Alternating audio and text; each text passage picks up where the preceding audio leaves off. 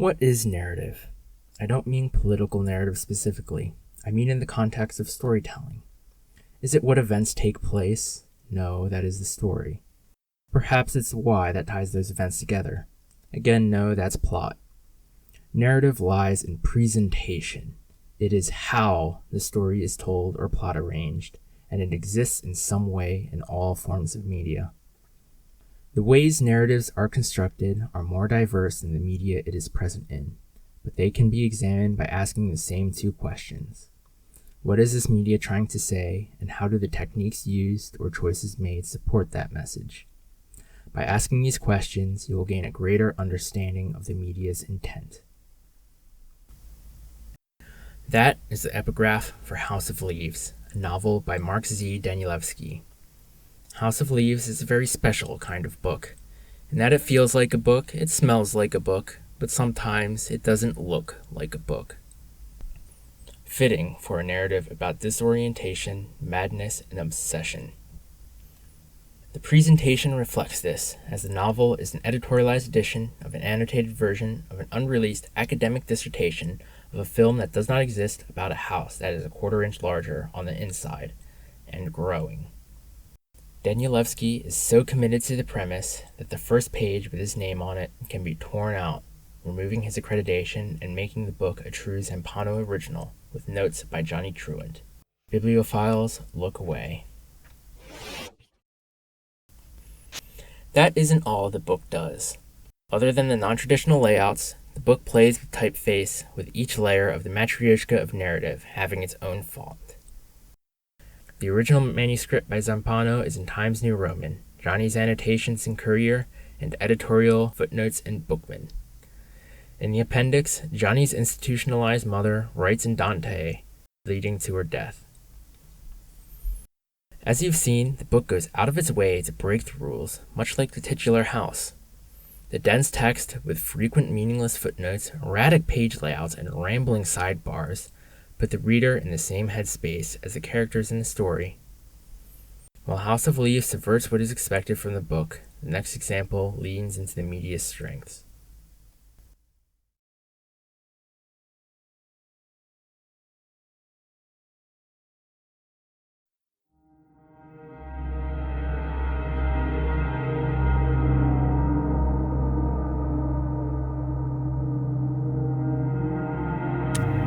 This War of Mine by 11-Bit Studio is a game about civilians during wartime. Your goal is to survive as the city that you called home is besieged. Survive how long? Until the ceasefire. When is the ceasefire? When will the ceasefire between Israel and Hamas be? Between Russia and Ukraine? In-game, the ceasefire date is randomized and unknown, much like in real life. While trapped in the city, you will need to gather and trade resources. The threat of snipers during the day forcing you to scavenge under the cloak of darkness.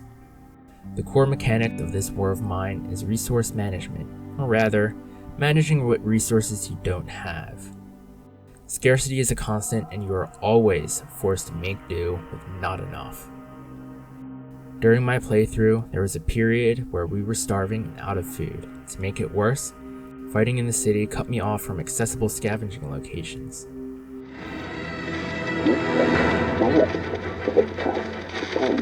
That night, I snuck into a neighbor's house and watched a man caring for his elderly parents for a chance to sneak in and take the food that I desperately needed. We ate well the next day.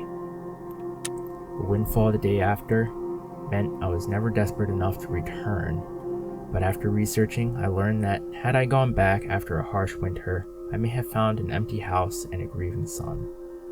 There's also something else interesting about that experience. I ran out of food. I couldn't loot a supermarket because of fighting. I deprived food from a loving family. The power of video games is making the player the participant. After my playthrough, I couldn't help but to think of the Battle of Bakhmut, the Siege of Gaza City, or the Siege of Sarajevo, which the game was based on. How many people were forced to make the same decisions I did?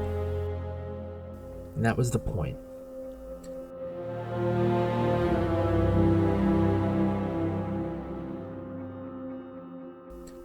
I believe every form of media has some trait that it excels at.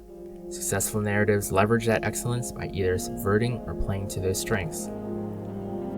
Next time you watch your favorite movie, or put the news on in the background, or play a YouTube video, ask yourself, what is this media trying to say, and how do the techniques used or choices made support that message?